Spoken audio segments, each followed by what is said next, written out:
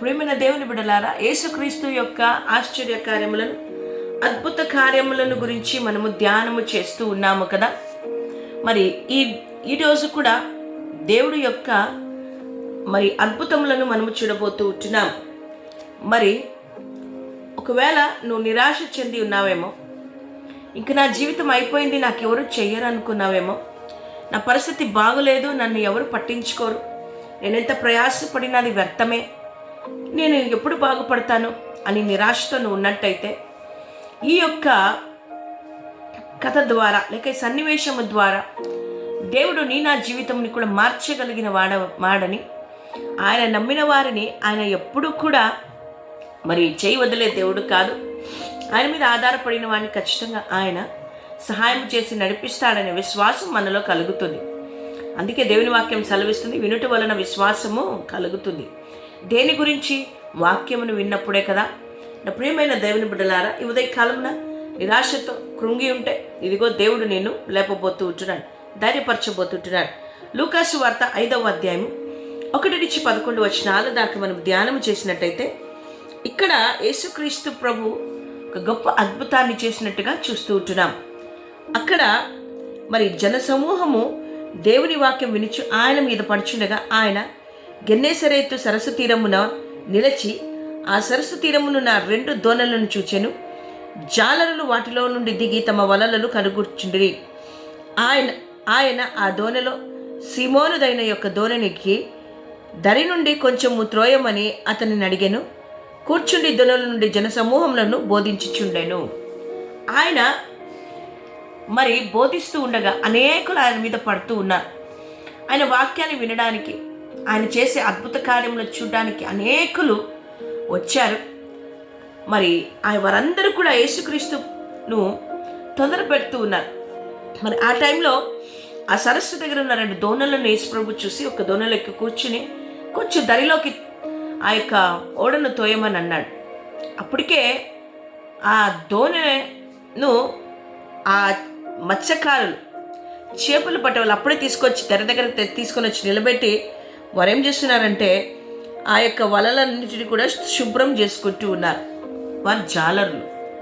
ప్రియమైన దేవుని బిడ్డలారా, చేపలు పట్టే వృత్తి చాలా కష్టతరమైనది. ఏ వృత్తి కూడా అంత సులభంగా చేసుకోలేము. కానీ ఇది కష్టతరం ఎందుకు? వారు సముద్రంలోనికి వెళ్ళాలి, సముద్ర మధ్యమున వలలు వేసి ఆ చేపలను పట్టాలి. చేపలు డే టైంలో ఎక్కువగా ఎవరు పట్టరు, కానీ రాత్రివేళ చేపలను పడతారు. కాబట్టి మత్స్యకారులు ఆ సముద్రంలోనికి వెళ్ళి చేపలు పడతారు. ఇప్పుడు తుఫాను ఇట్లాంటివి వచ్చినప్పుడు మత్స్యకారులను హెచ్చరిస్తూ ఉంటారు. ఏమని హెచ్చరిస్తూ ఉంటారు? మీరు సముద్రంలోనికి వెళ్ళొద్దండి, తుఫాన్ వస్తుంది, డేంజర్గా ఉంది అంటారు. రోజు వారు చేపలు పట్టి తెస్తే అవి అమ్మితేనే వారికి రోజు జరుగుతుంది కదా, అది వారి వృత్తి. వీరు అట్లాంటి వృత్తి చేస్తున్న వారు కొంతమంది అక్కడ ఉన్నారు. చూడండి నా ప్రియమైన వాళ్ళరా, వారి వృత్తిని వారు చేస్తూ ఉన్నారు.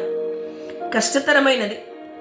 చేపలు పడాలి, కొన్ని గంటల సేపు సముద్రంలో వారు గడపాలి. ఒకవేళ ఆ యొక్క సముద్రంలో వాళ్ళంతసేపు గడిపినా ఒకవేళ ఆ రోజు చేపలు దొరకకపోతే తిరిగి ఒట్టి చేతులతో రావాలి. ఈరోజు మనము కూడా రోజు పనులకు వెళ్తూ ఉంటాం, పనులు చేస్తూ ఉంటాం. పని దొరక్క ఒట్టి చేతులతో మనం ఇంటికి వస్తే ఎంత బాధాకరం. భార్య పిల్లలు ఎదురు చూస్తూ ఉంటారు, అయ్యో రోజు నేనేం తీసుకొని వెళ్ళలేకపోతున్నానే, ఈరోజు నా సంపాదన ఏమీ లేదే అని ఎంతోమంది బాధపడతాం కదా.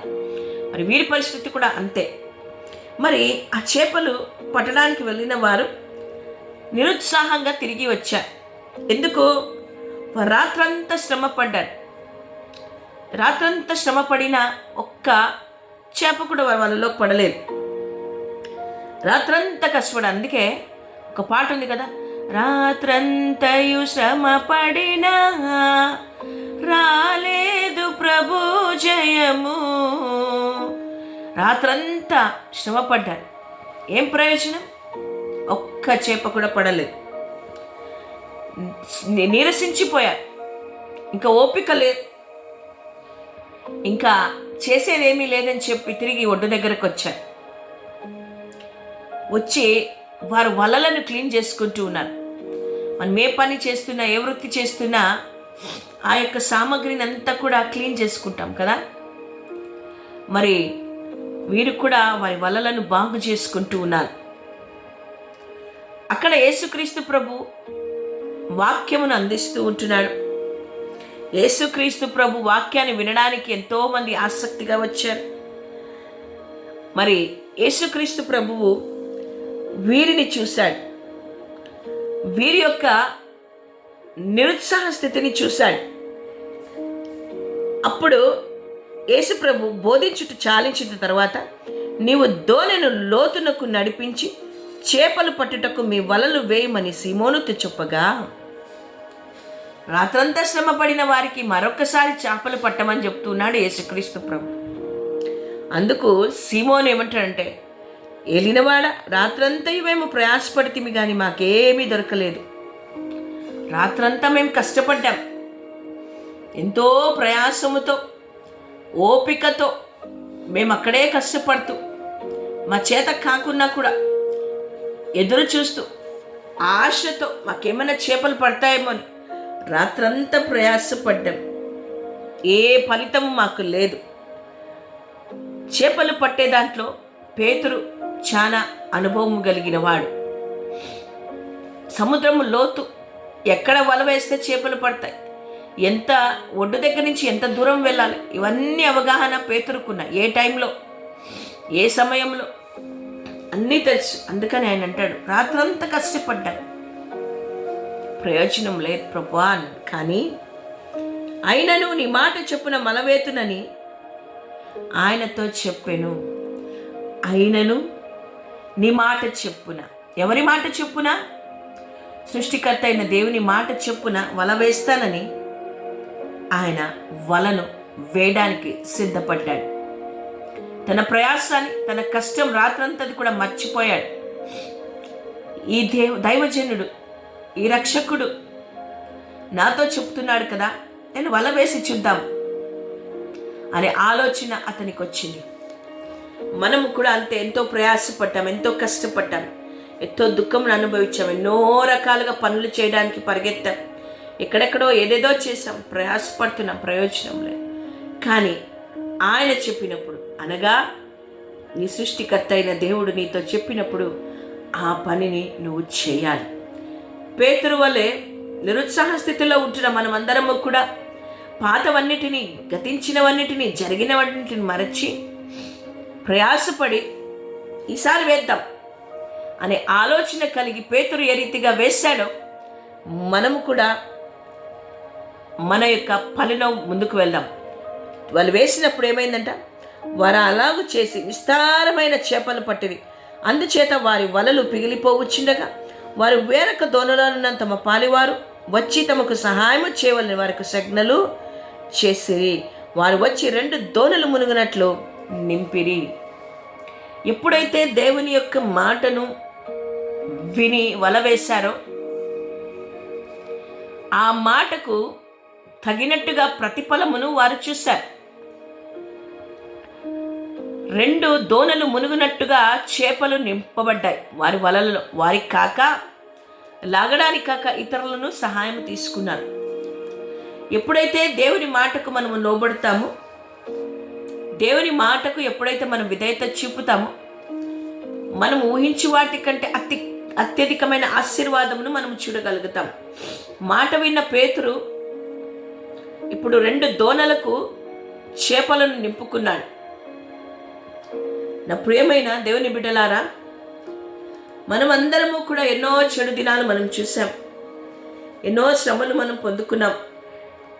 ఇదిగో నా జీవితం ఇంకింతే, నా జీవితం నేను ఏది పొందుకోలేకపోతున్నాను అని నిరుత్సాహముతో, కోపముతో, విసిగిపోయి, నిరీక్షణ లేని వారిగా, బాధతో, దుఃఖముతో అక్కడే తిరుగుతూ ఉన్నాం. ఏది చేసినా అక్కడే చుట్టూ తిరిగి వస్తూ ఉంటున్నాం. మన యొక్క ప్రయాసం అంతా కూడా నీళ్ళలో పోసినట్టుగా ఉంది. ఎక్కడి నుంచి కూడా మనం డబ్బు సంపాదించలేకపోతున్నాం, మన కుటుంబాలు బాగు చేసుకోలేకపోతున్నాం, మన వ్యాపారాలను సరిగ్గా చేసుకోలేకపోతున్నాం. మన మన ప్రియుల కొరకు, మన వారి కొరకు కష్టపడి ఏదైనా చేద్దాం, నా కుటుంబాన్ని ఇంప్రూవ్ చేసుకుందాం, నా సంఘాన్ని ఇంప్రూవ్ చేసుకుందాం, నా వ్యక్తిగత జీవితంలో గొప్ప మార్పు నేను చూడాలి, అయ్యో నాకున్నవన్నీ నేను అభివృద్ధి చేసుకోవాలని ఎన్నోసార్లు ప్రయాసపడ్డాం. కానీ ప్రయోజనము లేకపోయింది. ఎంత ప్రయాసపడినా ముందుకు రాలేకపోయాం. కానీ నా ప్రియమైన దేవుని బిడ్డలారా, యేసుక్రీస్తు ప్రభు మాట విన్నప్పుడు ఆయన సమస్తమును మార్చివేయగలిగిన దేవుడు. నీ యొక్క ప్రయాణంలో యేసుక్రీస్తు ప్రభు నీకు తోడుగా ఉంటే, నీ ప్రయాణంలో, నీ జీవిత యాత్రలో యేసుక్రీస్తు ప్రభు మాటకు నువ్వు విధేయత చూపించితే, ఈ ప్రయాణంలో దేవుని సన్నిధిలో మనం ప్రార్థిస్తే, మన శారీరకమైన ఆత్మీయమైన అవసరతల కొరకు ఆయన సన్నిధిలో మనం మొరపెడితే ఆయన సహాయము చేసే దేవుడు. నీకు కూడా ఆయన మాట చెప్పున నువ్వు నడుచుకున్నట్టయితే, ఆయన మాట ఏది? పరిశుద్ధ గ్రంథం. వాక్యానుసారంగా నువ్వు నడుచుకున్నట్టయితే నీ జీవితంలో కూడా ఆయన కార్యములను చేస్తాడు. 2 దోణులకు వారు చేపలు పట్టిరి. అక్కడున్న వారందరూ కూడా విస్మయం ఉంది. అక్కడున్న వారందరూ కూడా ఆశ్చర్యపడ్డారు. నిన్ను చూస్తున్నవారు, నీ యొక్క జీవితాన్ని చూసిన వారు, ఇంకింతే వీళ్ళ జీవితం అనుకున్నవారు, దేవుడు నీ జీవితంలో కార్యం చేసినప్పుడు వారు విస్మయం పొందుతారు, ఆశ్చర్యపడతారు. కాబట్టి నా ప్రియమైన దేవుని బిడ్డలారా, ఆ యొక్క వ్యక్తులు, సీమోను, అతనితో ఉన్న వారందరూ కూడా ఈ అద్భుతమును చూసి వారందరూ కూడా విస్మయం ఉంది. యేసుప్రభు వారితో అంటాడు, భయపడకుము, ఇప్పటి నుండి నీవు మనుషులను పట్టు వాడై ఉండు అని సీమోనుతో చెప్పాను. వారు దోణులను దరికి చేర్చి సమస్తమును విడిచిపెట్టి ఆయనను వెంబడించి. హల్లెలూయా. ఎప్పుడైతే యేసు మాటను విన్నారో, అద్భుతమును చూశారో, అక్కడ ఉంటున్న శిష్యులందరూ కూడా, అనగా సీమోనుతో జబదయి కుమారులకు యాకోబు, యోహాను, వారి యొక్క పనులను వదిలిపెట్టి యేసును వెంబడించారు. నీ జీవితంలో యేసుక్రీస్తు ప్రభు అద్భుతము చేసినలా నీవు ఆయనను వెంబడించే బిడ్డగాను ఉంటావా? లేక కేవలం అద్భుతం కొరకు యేసు దగ్గరకు వస్తుంటున్నావా? లేక యేసు నాకు కావాలి, యేసు ఉన్న చోటు నాకు సమృద్ధి సమాధానం ఉందని ఆయనను వెంబడించడానికి నువ్వు వస్తూ ఉంటున్నావా? నా ప్రియమైన దేవుని బిడ్డలారా, మన జీవితాలు నీటి మీద బుడగ వంటివి కదా. ఈరోజు ఉండి రేపు మాయమైపోయేటివి ఉన్న ఈ కొద్ది సమయంలో దేవునిని మనము నమ్మేవారిగా మనం ఉండాలి. ఆయనను వెంబడించేవారిగా ఉండాలి. ఆయన మనలను బాగు చేయడానికే వచ్చాడు, మనకు విడుదలనివ్వడానికే వచ్చాడు, మనకు స్వస్థతనివ్వడానికే వచ్చాడు, మనల్ని ధైర్యపరచడానికే వచ్చాడు, మనం బలపరచడానికే వచ్చాడు, మనల్ని ఆదరించడానికే వచ్చాడు. మరి ఈరోజు నువ్వు నిస్సహాయ స్థితిలో దిగులు పడుతూ ఉన్నావేమో. నా పిల్లల జీవితం ఎట్లా, నా కుటుంబం ఎట్లా, నా వ్యాపారం ఎట్లా, నా పంటలు ఎట్లా, నా పిల్లల వివాహం ఎట్లా, నా బిడ్డ భవిష్యత్తును ఏం చేయాలి, అయ్యో నేనేం చేయలేకపోతున్నానే అని నిరుత్సాహంతో ఉన్నావా? ఇదో దిగులు పడద్దు. ఆయన మాట చెప్పు, నన్ను జరిగించు. ఆయన మాటను అనగా వాక్యమును ఆధారం చేసుకొని నువ్వు బ్రతికినట్టయితే దేవుడు నీ జీవితంలో అద్భుతం చేస్తాడు. ఏ రీతిగా 2 దోణులు నింపేంత వరకు చేపలను వారు పట్టగలిగారు, అంత విస్తారమైన చేపలు పట్టారు. పట్టజాలనన్న దీవెనలను, ఆశీర్వాదాలను నీకు ఆయన ఇవ్వబోతూ ఉంటున్నాడు. కాబట్టి నీ ప్రార్థనకు జవాబునిస్తాడు, నీకు సహాయం చేస్తాడు, నేను బలపరుస్తాడు, నిన్ను దీవిస్తాడు. నిరుత్సాహ చెందక, దిగులు పడక, కృంగిపోక, విశ్వాసము కలిగిన వారిగా వాక్యాన్ని ఆధారం చేసుకొని మనం బ్రతుకుతూ మనం ముందుకు వెళ్దాం. దేవుడి మాటలు మనం వినికిలో దీవించిన గాక. ఆమేన్. ప్రార్థన చేసుకుందామా? కళ్ళు మూసుకుందాం. జీవం కలిగిన దేవుని వైపు చూద్దాం. సజీవుడు